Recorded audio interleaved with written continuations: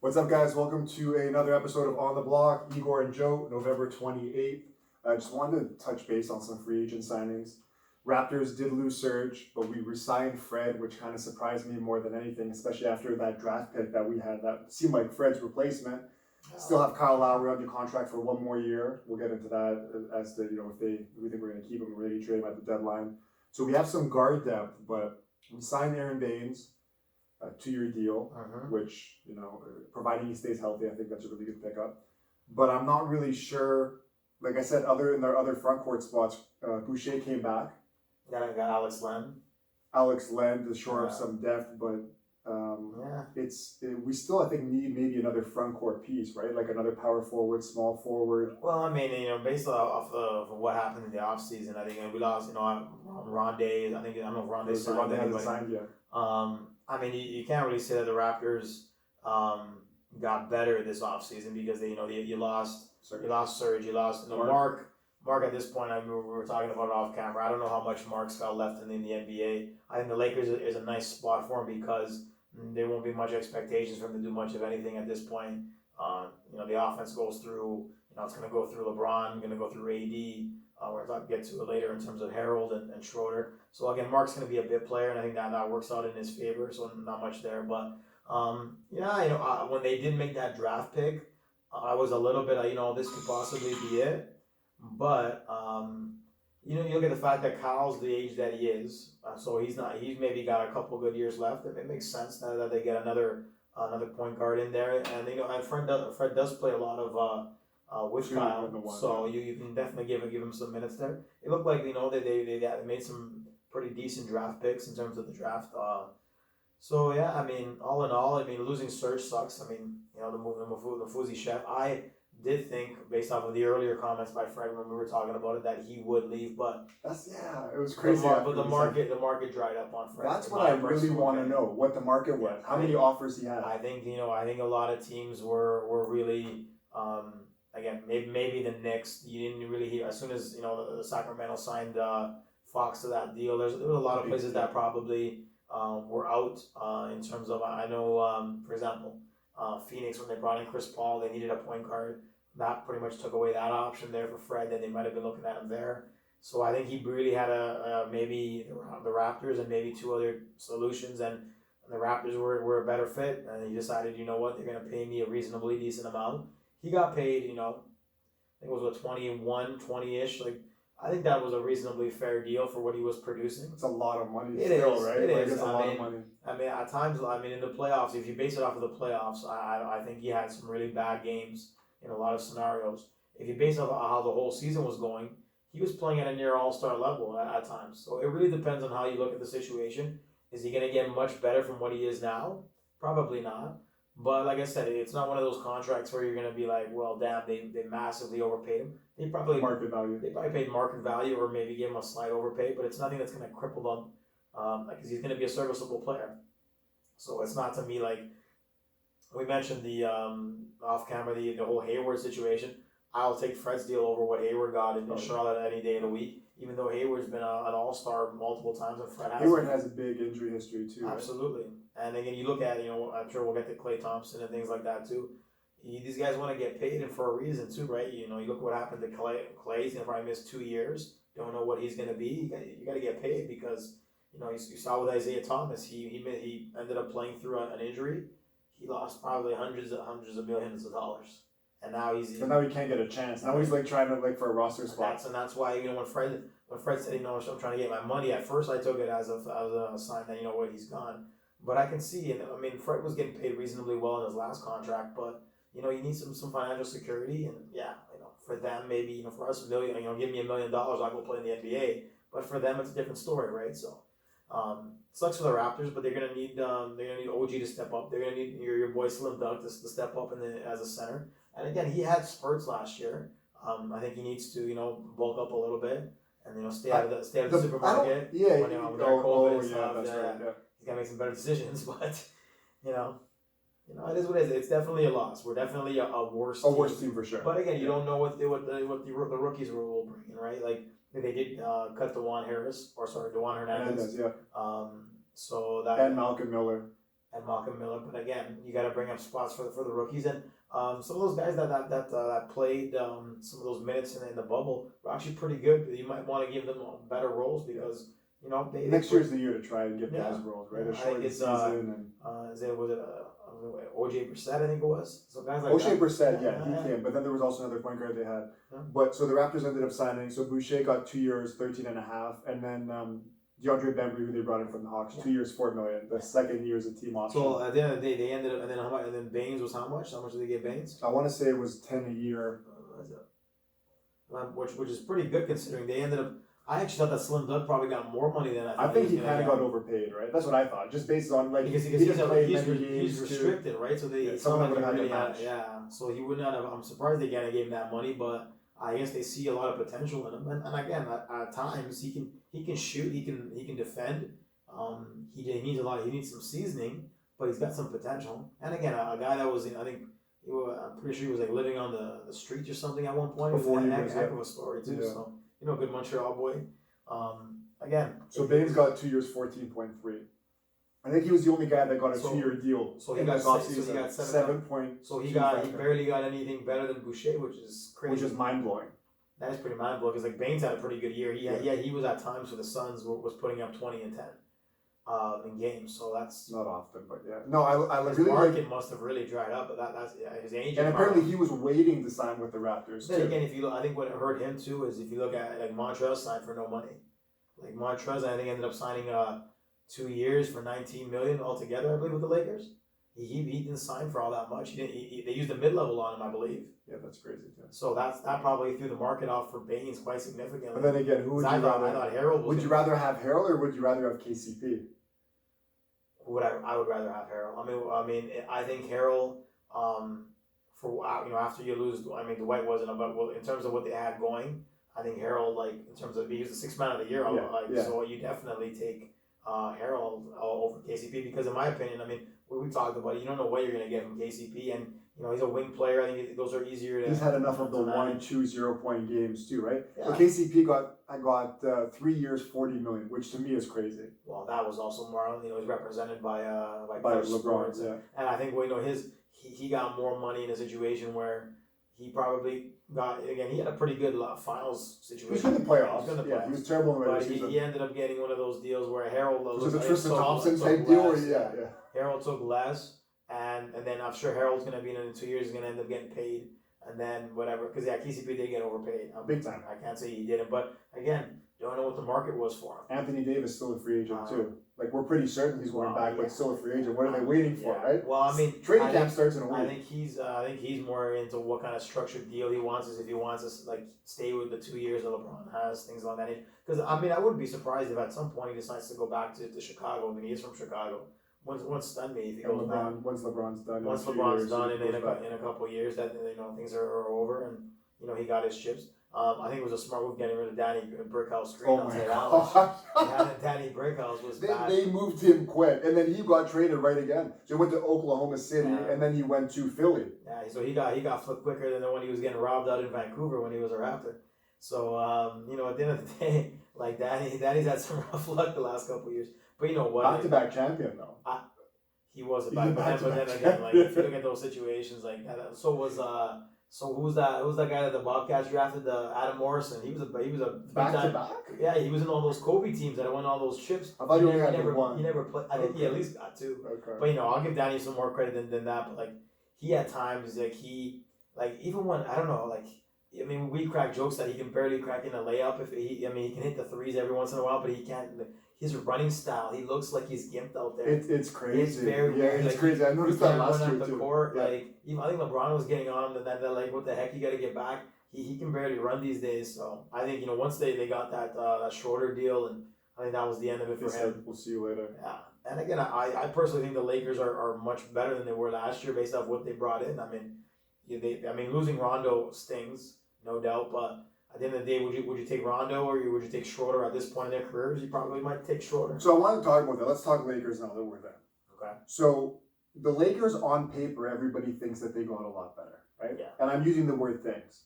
Okay. Now we've talked about this in all kinds of sports all the time. Getting and Philly, who we're going to get to next, Philly, all these names. I don't know once you start playing the games how much better Philly got.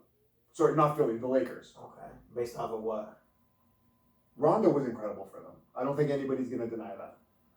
In Schroeder, the playoffs. don't get me wrong, he had great, and we can compare him to Lou Williams. I think that's a pretty easy Mhm. comparison. 6th man of the year, not the best defense. He'll get you some stats. I'm talking Mhm. about Schroeder now. Harrell, there's a reason that the Clippers didn't play him in the playoffs. Defensively, he's not incredible either. Not a good rim protector for the size that he is. Oh, yeah, he's Can't small. shoot outside of the paint. Okay. Right now, you look at what the Lakers did in the finals. Pretty much LeBron, AD, pick and rolls, pick and pops, all that kind of stuff. They use their size. Dwight Howard, JaVale McGee, both those guys are gone. You replace him with Wow. Marc Gasol, which is undoubtedly a downgrade at this point in his career. But how many minutes did Howard and Howard would start games, wouldn't play for the rest of it? Yeah, but then McGee would come in.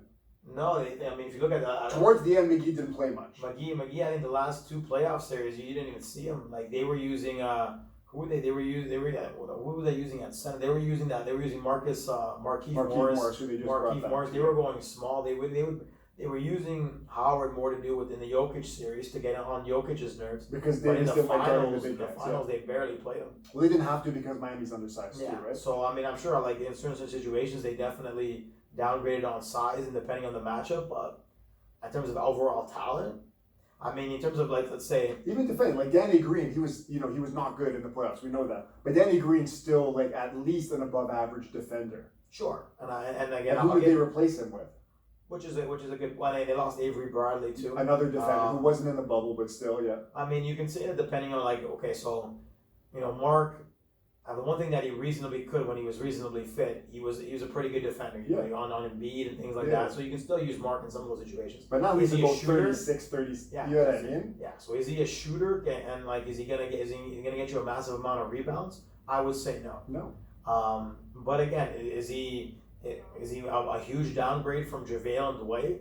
I mean, I don't know if it's that huge because I don't know how much those guys were giving out in the first place. But I mean, overall, I think in terms of content of players, I think Rondo. I think Rondo's a loss for sure. I don't think Danny's shooting was all over the map. They got Wes Matthews, who on paper Exactly. better guy. You know what I mean? But he was never the same after he tore his Achilles. There's that as well.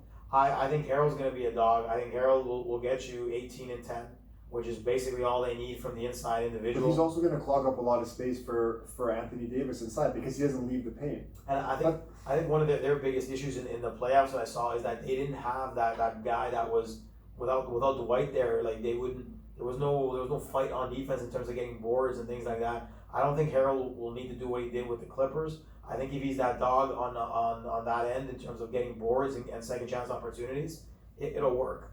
And again with LeBron and AD. I don't know. Again, until I actually see it and how it'll fit, you never know. Because we saw with the Clippers were going to be fantastic, and then we got way off P and all that other stuff going on. And now now we're hearing rumors that Lou Williams is on the trade block because they want him out of there. That's a chemistry thing, though, right? And Well, that's the same why Harold was going. Well, we had that same situation. Is it a chemistry? And I've heard Pat Beverly's also on the block. Is it because of that whole situation? I don't know if he's on the block or they just want to bring him off the bench, which I think he's much better at. Well, the rumor is that at the end of the day, that those three, in Harold, Lou Williams, and Beverly, were the three that were really ticked off about the rest and the whole how Kawhi and Paul George were being treated. So I think if you have that issue with the team culture or whatever, you got to get rid of those guys. So I mean, Pat Beverly is a serviceable player. Is he a good starting point guard for a contender? I would say no. No.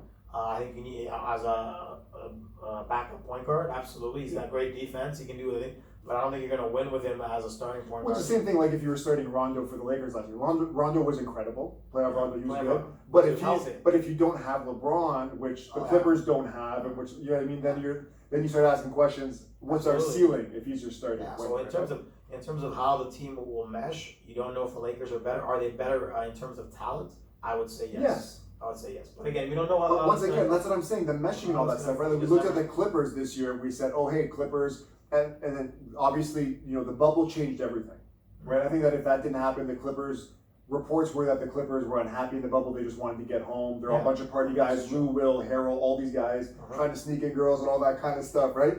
Their mind wasn't in it. And shout out to LeBron for and the Lakers for actually wanting to be there and win the championship. Got to give credit where credit's due. I think that the one thing that's the difference between the Clippers and the Lakers is you go to the Lakers now, you have the little set because I'm under the impression that something happens that Davis will be back. Yeah. You already have the vocal points of what the offense are going to be. It's not a team like the Clippers that from 2 years ago that was basically giving the Warriors a dogfight because they were all hustle, all heart, and that was what they were. You brought in these two superstars, it changed the culture of the team, and it sort of imploded. You got Doc Rivers fired. You hear all these rumors that Paul George might be out the door. These kind of situations. While the Lakers is different, you're coming into a situation where you're a role player. You're not taking over a team. I think that causes a bit of a difference. You know your role. Like I think Harold ends up being the third option or sixth man, or the third option on offense. I don't know what the future is for Kuzma. I originally thought Kuzma a couple of years ago was going to be a player. He was so bad at times last year. He was sometimes unplayable. Especially on defense. On defense, especially. So I don't know how much shelf life he has, but I guess they didn't trade him. They're still giving him some life, but maybe because there's no market value for him too, right? That could possibly be it as well. He might not get much, but there's a lot going on, and there's rumors of the Clippers going after Terry Rozier now that they drafted LaMelo. I don't know who they give up probably Beverly, right?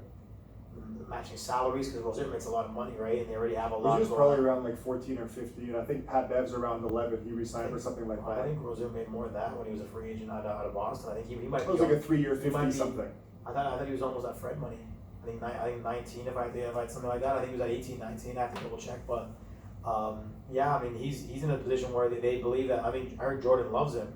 But at the 3-year 56, so he's getting under 20, about 18 a year, something like that. 18, 19 a year. So you look at that situation, in their salaries now, signing Ibaka and so forth, they don't have a ton of cap space. They lost, Michael Green. They traded. Brought back Patterson for what reason? Nobody really knows. He likes to party. But he comes with Paul George. They traded Shatman. I did like did you like that deal? I like the Luke Kennard thing because he was actually pretty good when he was playing. He was injured. Yeah, well, the Luke Kennard for the business when he was actually playing was. And he can handle the ball. Yeah, so they definitely got something there. Do I think overall they're better? No. My personal opinion, they're not a better team than they were because. See, but once again, that's on paper. Do you think the chemistry got better and the team got better due to chemistry? I think the chemistry probably got a little bit better because new coach, Kawhi and Tyrone Lue's in there, and Ibaka are buddies. What's that whole what it do, baby? Like, what it do, baby? What it do, baby? And all that stuff. And they're boys. They'll get along. I don't think Serge is a problem in any. No, he definitely helped a lot. Except if he makes Kawhi too many scarves. No, that whole cow testicles. That ox, that penis of the ox, right? On the pizza. On the pizza, yeah. See, if he does anything like How that, hungry are you? Then it's a problem. But again, shout out to the Mafuzi chef. He was definitely a character. He will be missed. Yeah. I think Aaron Baines will end up being a lovable character. You can already tell that. I've liked Baines for a long time. And again, I'm looking forward to what the rookies can bring. I liked what I saw from limited from the rookie that they drafted in the first round. So his name is escaping me for some odd reason. So me too. Yeah, the rookie's escaping me, but. All in all, like I said, he looked like it was a steal of a draft pick, and he'll provide something there. So some more backcourt depth. Flynn. Malachi Flynn. Yeah, Malachi Flynn. Again, I think he was also. He looked like a Fred kind of clone. He did. He reminded me. Well, in terms of looks, he kind of reminded me of the guy that was on the Cavaliers. He kind of looked like a little bit like Delonte West a little bit. Oh, a little bit. Yeah. And he's the only person that has a female agent. Did you know that? Oh yeah, I saw that. You saw that. That was pretty interesting. She actually the first time a female agent as a client in there. That's pretty cool. But again, shout out to him. He looks like he plays a lot of defense. He won Defensive Player of the Year. I mean, the conference isn't the greatest. Still, a guy that's 6 feet, 6'1" to win Defensive Player of the Year. And that goes to the Raptors culture and things. And I think the guy that they drafted in the second round was also a pretty good get from what I saw. Yeah, he went to Nevada. He scored a lot for them. Scored a lot. He's a shooter. So again, if they can find another Norm Powell and late night stuff with the Raptors have drafted reasonably well when DeJuan didn't end up being much, but there was a late pick anyways. But you look at DeLon, you look at DeLon Wright. You look at other these guys. These guys have been serviceable NBA players. They haven't really picked a lot of busts. Except for our boy, well, I mean, we call him our boy, but the guy that went to Memphis with Valanciunas, the Brazilian kid. Oh man, amazing. Caboclo. He just re-signed in with the Rockets. And I see he's still having a serviceable career. He's getting a career, getting the paycheck still, Yeah, right? he was scoring some points here and there, and so I know the Raptors haven't done that bad for themselves. They're bringing in some serviceable players, but overall, there was the Chris Paul trade to even the Phoenix will be an interesting situation. That makes them a playoff contender. If he's healthy, he's right? healthy, sure. That's the thing. They were lucky not to make the playoffs in the bubble, considering they went undefeated. Booker looks like he's definitely going to help the culture there too. 100%. Right? Because they've always needed a guy. You got Ayton. I think the Oubre trade probably makes them a little bit worse. That part that helps the Warriors, but a lot of loss of Clay. I don't see them doing much, to be honest.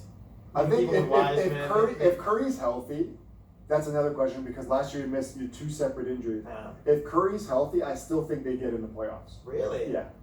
I don't know about that. That's a really. Really? Because if you look at all the teams that if you look at teams that are improving, let's say so the West playoff teams last year, Lakers, Clippers, Portland. So Portland was the 8th seed. You think they're better than Portland? No, but OKC's not in this year. Well, yeah, OKC. So one spot opens up, and let's look at the non-playoff teams from last year. Golden State, Minnesota's not making it, Sacramento's not making it, the Spurs are not making it, and Memphis is not. So that leaves us with the Suns, the Pelicans, and the Warriors, right? Okay. And you have to think maybe one team here does it. Houston also. Who knows what's going to happen with Houston? Sacramento's got some stuff going. Well, I mean, they lost Bogdanovich. I mean, Fox is recently. Fox is, I don't know. I don't really rate that. I don't think they're a playoff team. They signed Hassan Whiteside to a 1-year deal too, right? But I don't know. So to me, I think that OKC is out. Okay. And Houston, they're probably a playoff team, but they also Harden and stuff. They should be if they're healthy, right? But then again, Portland, who knows? Portland should be a playoff team, but every year we look at a team we didn't expect injuries there again with Golden State. The Pelicans, people thought was on the bubble. Minnesota, you think is not. Minnesota might do some things with Edwards and then Russell and Towns. They got some talent. No defending too. I still think they're a few years away. The Pelicans, you make a case for. They got Steven Adams too, right? The Pelicans, you can make a case for if Zion stays healthy. Yeah. I mean, they lost Holiday and so forth, so that stings. But overall, so you got Steph, you got Wiseman. You don't know what you're going to get out of the kid. Well, Wiseman was a potential number one. He was probably going to go number one. He's going to be good, and they need rim protection. Yeah, they need rim protection. Then you're relying on a bounce back year from Draymond.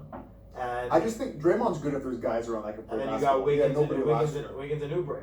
Okay, both those guys are 18. They're going to have no problem scoring. Okay, but they might, if like I said, if Curry's healthy, You don't think so? I don't know. Okay, so Wiseman is a good rim protector. He's good on defense, so that's good. Draymond's an all first team defense. Yeah. Oubre's average, and then everybody else is nothing, right? But all you need is a few guys there. So you'll have them in even with Clay out of there. Right? With Clay, I thought they would actually. With Clay, they're a lot. With Clay, they're a lot. Probably a top 4 pick. I don't know. It'll really depend on how what the kid does and how Oubre meshes in there and how Wiggins meshes in with Curry. I don't know. A lot of I don't see it how. Again, with Clay out, Russell had some reasonable successes, and I would assume that Wiggins would as well. But they should make. I don't know. I think Curry played 8 games last season. That's why. So you have them being better than Phoenix on paper. It'd be tough if you got. I think Ayton will improve. I think Paul. I think Booker.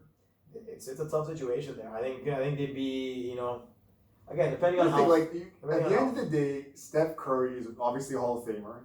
He's going to be an MVP candidate again if he's healthy. He's going to score 28 points a game. Sure. So anytime you have an MVP guy there, your team's at least in the playoff picture.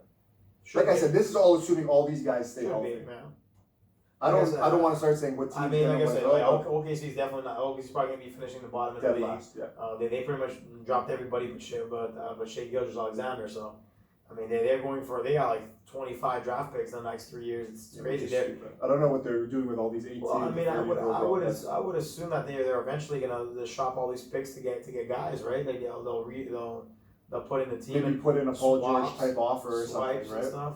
Well, I mean, again, like I said, really, they potentially can move all those picks to get better players. Obviously, right? I wouldn't make all those selections. It doesn't make a lot of sense, but. Yeah, I mean, you never know depending on the draft. There's going to be some draft capital there. So let's get to Houston. Houston lost D'Antoni, obviously, as their coach. So they got Harden, Eric Gordon, who's still there, that's hurt all the time. Westbrook. Yeah. You think Westbrook stays the whole season? Is there any takers for him I mean, with that well, contract? here's the thing. I didn't think there would be a lot of takers for Chris Paul's contract, right? And he was able to get Chris shipped Paul, off. yeah. But, At but least Chris Paul Westbrook, can still play at a high level. I mean, if you want me to, like, I would have said that, like, Jordan and Charlotte might have gone in on Westbrook, but now with LaMelo, that's probably not going to happen. And by the way, we're going to probably discuss that at some point. The brilliance that it ends up being LeVar with Michael and Charlotte with his prime Poetic justice. Poetic justice. All that, I know, and again, Imagine they I've had never been best been friends now. I've never been the number one Michael Jordan defender on this podcast because I'd probably be number 3 out of anybody here. But there's no way. I think Michael would have beat him blindfolded, and I mean that's just honest. Of course. Like Michael, there was that like his discussions, my kid's gonna be better than Steph. I'll give him credit. Credit. Two kids drafted second overall, drafted in or the second same and third, situation. Do I believe that at the end of the day he tries to take a lot of the publicity from his sons? Absolutely, and I don't like it. I don't like He has taken it down a notch. He has because he's no longer in the prime markets of LA, and his kids probably told him, "Hey, Dad, you got to back off." And again, he's done great things for his kids. I'll give him full credit. But he definitely is one of those type of dads that he made the practice rosters on the NFL team, didn't amount to much, and he's living vicariously through his kids. And that's just the reality of it. But I would love to see that first meeting between him and I would love that to be televised. And just be a situation where Michael with his 50-year-old pop belly just tells him to get in the court and just takes him to school. Because I still think he would, even like. What's the quote from The Last Dance where he says, when before that motivated me or something like that? Yeah, he said, what's his quote? About the Michael, before he goes, pretty much he's like, and then someone challenged me.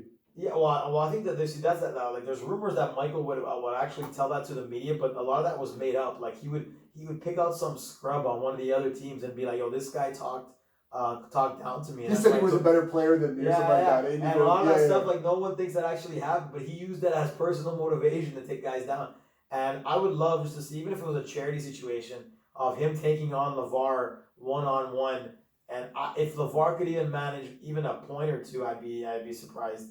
In a sense that I don't know what kind of shape Michael's in. He is 50 years old after all, but man, there's no chance. And like that's one of those arguments that forget, like guys like Skip, for example, the 2-point players in the NBA talking trash to NBA players. That doesn't really make a lot of sense to me. But that's what the line is. I just found it. What is that? Is that what the line So was? no, the line is when he's okay. So in this example, he says Clyde was a threat. I'm not saying he wasn't a threat, but being compared to him, I took offense to that. That's what it is. Yeah, and that's like, and the Clyde Drexler and I took offense to that. He was a very good player. He was on the dream team. He was on the dream team. Drexler was a very good player, but I took offense to that because they were comparing him in that series. And then again, that can get us all about the finals matchups, and then that can we're not going to get into on a whole other show.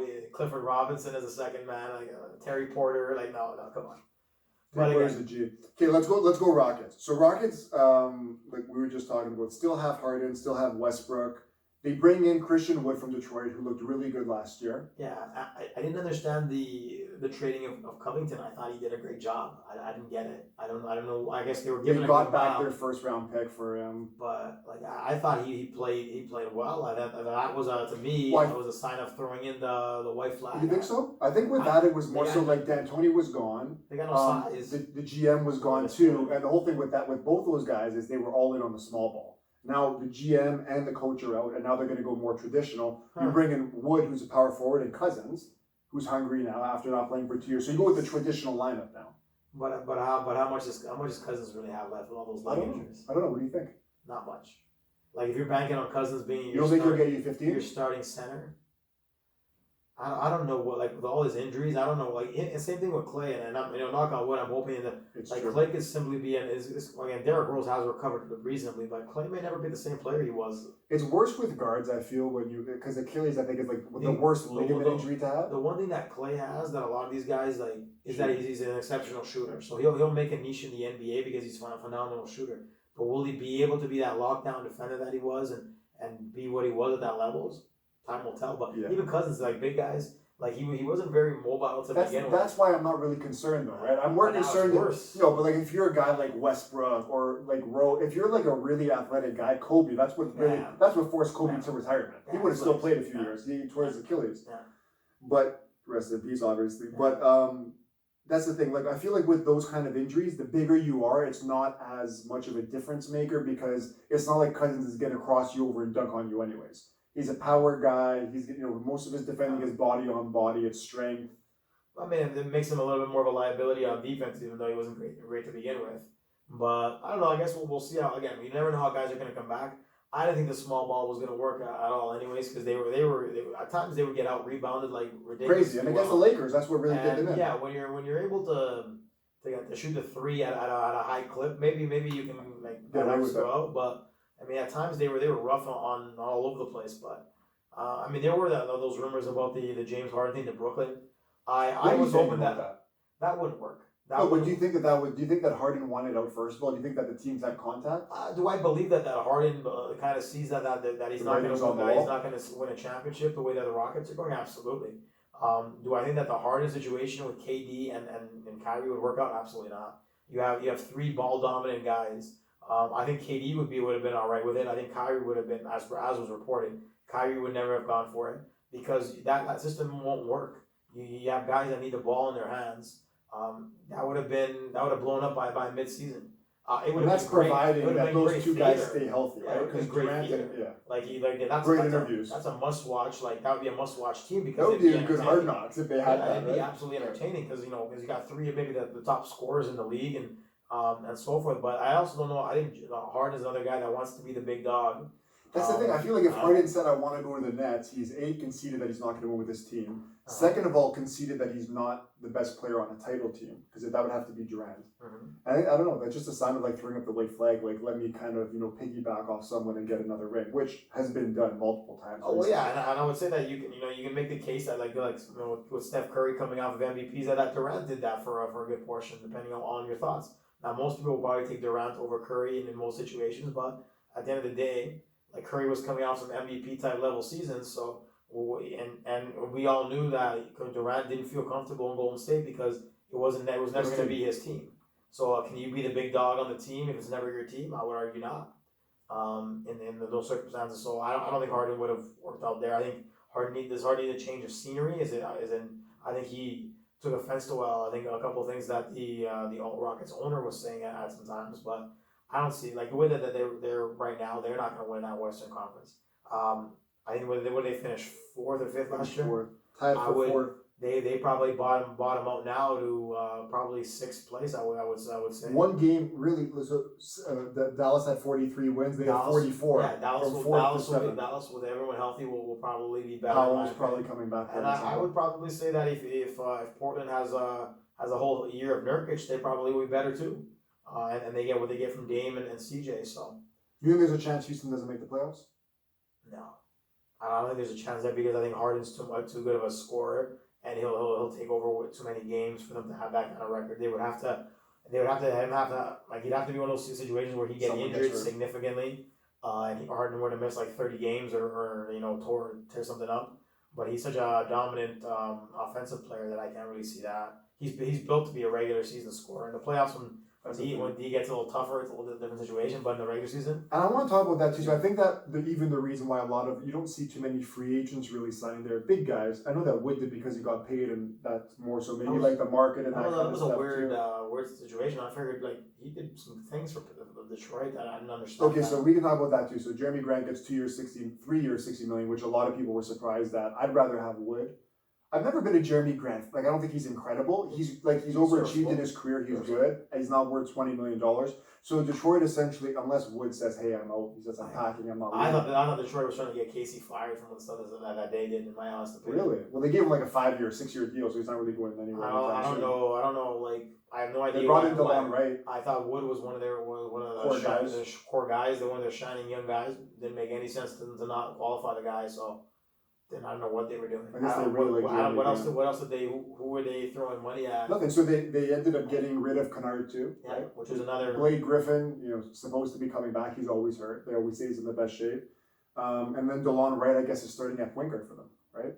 Which is next Raptors comes back. I love DeLon, but like if he's starting in point guard for you, you're in a lot of trouble.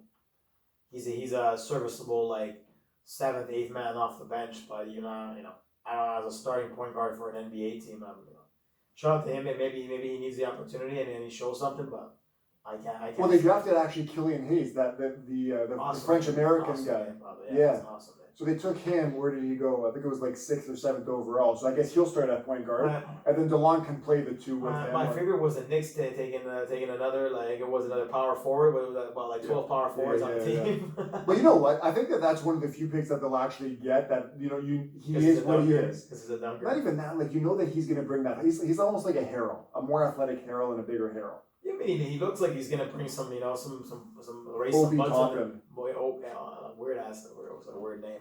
All in all, he'll put some butts in the seats. I mean, he looks like he's a guy no seats this year, but yeah. No seats this year, but he'll be a guy that big dunker. He'll light up the stage, but we'll see what he does. He was a guy that I don't think was that highly touted at the beginning of the year, but he didn't have many scholarships. Raised up his levels by what he did. And again, I didn't particularly think that this year's draft class was all that great, but I mean, you got a guy that went first overall that said he'd rather be in the NFL. So I mean, that pretty much tells you madness this year. That to me was an absolute, like, if that turns into a bust of a pick, like that there was just writing on the wall all over the place. A guy that, I mean, I don't know what goes through a person's head.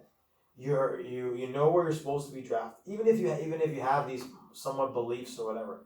You don't say that out loud in front of a microphone when you're because that literally, maybe if he was some kind of a different talent, he could have completely tanked his draft. If teams got to thinking that this guy, he's already showing us that this guy's not going to put in the work to become anything. And this is Minnesota, who drafted Wiggins and drafted Towns, two guys with questionable work ethic, first overall as it is. Exactly. So that goes into a point where like this guy would rather be in the NFL. He's gonna be another Anthony Bennett or another Kwame Brown. Like it's like, to me, maybe it works up to that. Maybe the kid, but you just don't. Like even if I was his agent, like, shut the hell up. Like, what are you doing? It's crazy because I've noticed and we can talk about that reminds me of the NFL guy that started blazing up on social media before the draft with the mask, right? With the mask, and it exactly. tanked this freaking. I think it tanked his draft status. I thought that was the guy that the Texans just traded for. It was. Larry, I think it was Larry Tunsil. Larry Tunsil. Yeah, it was Larry Tunsil. And they leaked the video right before. Yeah. It was. What was I gonna say? I think we're on Detroit before I went on that. Oh no, what I was gonna say is Terrence Davis. What I've noticed with NFL, so NFL players are their own beasts in terms of sort of stupidity, doing things like physical abuse, verbal abuse, whether it be children, wife, other guys, DUIs. You don't see that too much in the NBA. What I've noticed, this is just whatever, is most of these guys are football players for the most part, which Anthony Edwards was a football player. And for whatever reason, from the South in the States, like Edwards is from Georgia, Davis is from Mississippi, like all these guys, I feel like in the Southern states, they're football guys and they don't make the best decisions. Random thought, but that's just what I picked up. If you look at it, I mean, even if let's say he did it, he did enjoy. He wanted to be Anthony Edwards. He wanted to be in the NFL. The writings on the wall that from people that you speak to or his agent or whatever, that they'd be like, well, you're going to be a number one pick there, or you might end up being like a 4th or 5th rounder with no guaranteed money. Well, what do you do? So I mean, we had a situation with Russell Wilson. Russell Wilson was a high draft pick in baseball, and he chose to go play football. The Cardinals guy, I'm spacing the Cardinals QB, Kyler Murray, another high draft pick in the MLB. Again, Drew.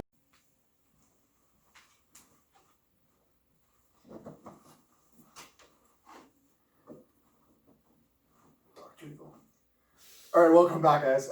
We were just gonna get into who we thought were the best playoff performance guys that you would have to lead your team in the playoffs. I brought up Jimmy Butler, so we're gonna have to go through this. Oh, you know what? You know who I'm bringing up? That's for sure. Who we bringing up? Huh? Who we bringing up? Well, the playoff performers in the East. Before we get to the West. Okay. Save yourself for that one. In the East. In the West, there's no doubts. There's no doubts. So we went through the teams. We brought up the Raptors, who don't have that guy. We don't want to name names, but the Raptors don't have that guy since Kawhi left. And that was when I started getting into the Raptors guys in their roles, whether it be Fred, OG, Pascal. Unfortunately, we have to bring to this table. If you had a guy like not even Kawhi, but even if you had Jimmy Butler on the Raptors, they might be a favorite. Okay, but so and I wanted to bring up that point because when you mentioned it, and I said the same thing. You know what the Raptors obviously wouldn't have done what they did without Kawhi there because Kawhi at times was absolutely phenomenal. But, and then there's a big but.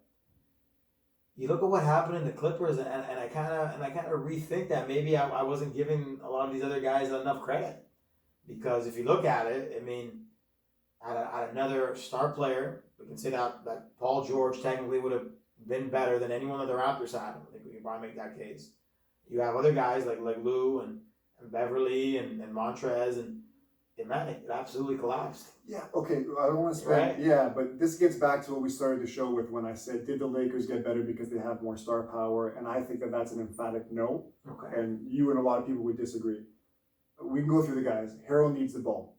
Okay. Lou Williams needs the ball. Lou Williams, he's a great scorer. I don't think you can tell Lou Williams sit in the corner and shoot threes the same way you can tell Danny Green to, or tell Okay. Fred VanVleet to. Okay. And I think that's why the Raptors were so good and a great fit for Kawhi. Is the talent better when you compare last year's Clippers to the Raptors 2 years ago? You could argue that the Clippers had a better roster, right? And most people probably would. Mm-hmm. But the Raptors had OG, who's a great defender. But, And the he, but slasher. he wasn't really there for a lot of that year. He wasn't there for the playoff run. Yeah. No, but he was there for the season. Fair. Fred, who just got paid, we know what Fred is. And I talked about that with Fred. Is Fred a guy that if you're going into a playoff series, you could argue that Fred's the Raptors' best player at this point in everybody's career. Well, sorry, Fred's better than Raptors right now. Like Right in terms now? of, so That it's Kyle, Pascal, and Fred. Okay, yeah. And to be honest, Fred shooting percentage wise and all that kind of stuff. You'd have Fred as the best one, huh? Wow. I'm just saying, I think you can make the argument. Interesting. Could you not make the argument? I can't really. I don't want to. It's a debate, is what I'm saying. Kyle's had a good career. They say he's a first ballot Hall of Famer. I don't know about all that, but Kyle's probably. And until Fred makes the All-Star team, I don't know if we can say that he's been better than Pascal, because Pascal made Tatum didn't make an All-Star team until this year, but you would have said that Tatum's a better player than someone else. Fair enough. Okay, so because we don't have too much time. What I wanted to say about the Clippers and the Raptors were a better fit because they have guys that know their roles and Complementary everything. pieces, Whereas yeah. with the Clippers, whole thing was they went, like you said, they went against the Warriors. Everybody had this thing. They all had their roles being from usage rates super high to usage rates dropping with Paul George and Kawhi. Yeah. So all of a sudden you're having to adjust your game. Whereas with the Raptors, OG, Pascal, Fred, Kyle, Siakam, Serge. All those guys were second, third, fourth, fifth options. Nobody there is being like, I need the ball. You Guys swapped on the out Clippers. DeRozan for Kawhi. Yeah, whereas what I'm That was saying, basically yeah, it. where I'm saying with the Basically Clippers, it. everybody's like, I need the ball to do stuff. Which makes sense. Danny Green also, who we talked about. That's where I think the difference is. And I want to kind of just That's fair. And a lot of people don't think that. Same thing with the Lakers. Like, No, the Lakers got a lot better. Yeah, Schroeder needs the ball in his hands all the time. LeBron controls the game. Rondo was able to alleviate some of that pressure from LeBron of having to dribble the ball. Now you're bringing in all these guys. Yeah, I but don't know if you're they're bringing, better like, for example, let's say a guy like Schroeder. Like, I can see that Schroeder's might not start for the Lakers. He can probably have the Maybe a same 6-9 role. or whatever, yeah. Same role. And then that's just a guy that can score, that'll when LeBron's on the bench, that can just create. He'll be what Rondo pretty much was this year, where he'll have to be another primary ball handler. That'll when LeBron's taking his 15 minutes of rest a game, that he'll be out there. You feel leading the safe with offense. him, the Yeah. ball in his hands. That's basically what it's going to be. And again, you can argue that if he doesn't get as injured as Rondo, and it might be he won't be the creator that Rondo was, but he's probably a better shooter. But Rondo was hitting some shots. He did in the playoffs. Very, very impressive. Don't have much time. I want to get back to what we were saying about the Raptors. Jimmy Butler. Just to finish off that, Yeah. how many guys would you pick over Jimmy Butler when you're going into a series? Same way the Raptors went against Boston, they ended up losing in 7. Whereas Tatum, undoubtedly like superstar kind of whatever, borderline superstar. The guy's going to get his 30 points. Whereas the Raptors, we saw guys kind of falter. So we talked about Giannis just going through the teams. There was Giannis. Okay. There were other guys. Who would you take? So, and I'm going to preface this because, again, we obviously we like to live in the moment, but Jimmy absolutely had an incredible run in the bubble. But even against the Raptors in that series 2 years ago against Kawhi, he was their best But player. When Embiid and Simmons did nothing. Fair enough. Then with that, And they have done nothing in and the playoffs. Again, and based off of talent, and if you look at it like the way it was, that Sixers team was probably more talented than the Raptors. They were. But once again, cohesiveness was not there. Cohesiveness was not there because Jimmy wasn't the number one option, so he wasn't given the opportunity. And in this way, this team just fit better with Jimmy. Maybe the same way that Kawhi fit better with the Raptors than it did with the. I think that's an easy Clippers. call there. Yeah. Yeah, and then that's the situation there. Now, again, is Jimmy Buckets going to be a perennial playoff warrior going forward, or was it? There's a track record of that, is what I'm saying. Well, I mean, I guess, like I said, I mean, Jimmy's definitely gone there. Do I think guys will overstep him in a couple of years? Probably. But right now, I would agree with that. But getting back to that, in the East, we went through all the teams. The only guys that we Yeah. would say we would take over him, like for sure, probably, Mhm. and even Durant, yeah, but he also just tore his Achilles. We don't know. Mhm. Tatum is a guy that's pretty much on a similar level, maybe a better shot maker, but Jimmy's a better defender and he's hit bigger shots. Nobody else in this conference. Nobody on Philly. Well, again, I still Giannis has his playoff falters because he still can't shoot the three. Yeah. And I mean, overall, I would still take Giannis over Jimmy based on the fact that I think he's a better player. But in the playoffs, based off the They beat success them. They rates, embarrassed them in the series. They swept them off the floor. Well, the 4-1 or whatever. And again, I mean, I think it's been shown that Giannis can be guarded in a particular type of way that takes away his game. So again, until he succeeds in the playoffs, maybe he'll join. There's talks he wants to go to Miami. He won't. I don't think. Interesting. Let's go to Atlanta and talk about Bogdanovich for 5 minutes. So Atlanta Oh boy. got a lot better. They have a lot of bodies. They pick up Gallinari, Mhm. which was kind of a head scratcher. Rajon Rondo, And expensive. expensive. Rajon Rondo, Bogdanovich got paid, and Chris Dunn to go along with Trey. That's a lot of guards, and they didn't really lose anybody either. I mean, Collins is a solid player, and so I thought I had picked Atlanta to be better, a lot better than they were last And year. Capella, They who they're still- going to have, right? And Capella, they still stunk pretty badly last year. They're And terrible. then Worst defending. Collins team. ended up having that suspension, Oh yes, for the PEDs. PED, so Yeah. that was about that cost them a lot. I thought that they were going to be Playoff. playoff bound bubble team, team, bubble yeah. team. They were absolutely awful. I like the signings. The Bogdanovich thing going on down in itself, that was one of the weirdest things I think I've ever seen in NBA history. Being I traded was before free agency. Being traded in a restricted. sign and trade, being a restricted free agent. There was no time for people to actually be speaking to free agents. So I don't know how the Bucks thought they were going to pull a fast one there.